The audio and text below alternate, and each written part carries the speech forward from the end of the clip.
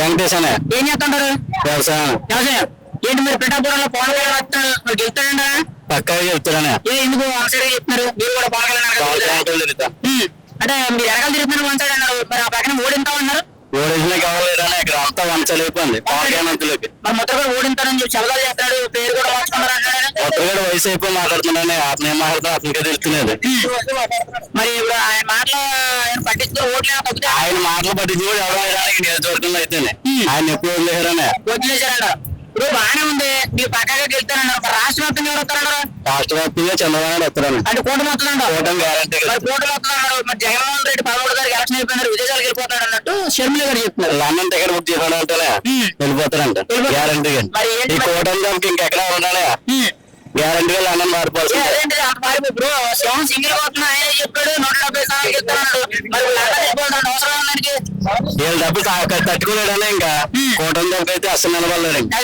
గ్యారంటీగా London పారిపోవాల్సిందే. London వెళ్ళిపోవాల్సిందే. అంత బాగానే ఉంది. మరి ఆయన ఈ 5 ఏళ్ళు చేసిన అప్పులే కానీ అభివృద్ధి కానీ ఎలా ఉందంటారు?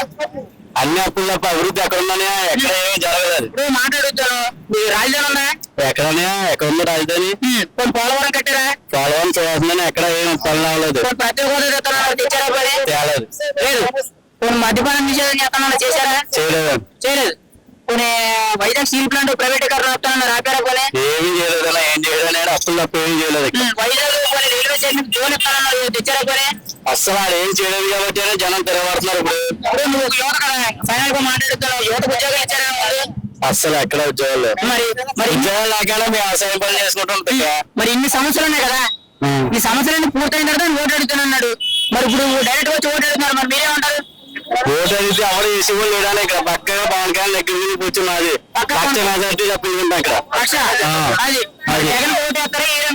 జగన్ కి ఎవరు వేయాలి ఇక్కడ అస్సలు డౌటే లేదు.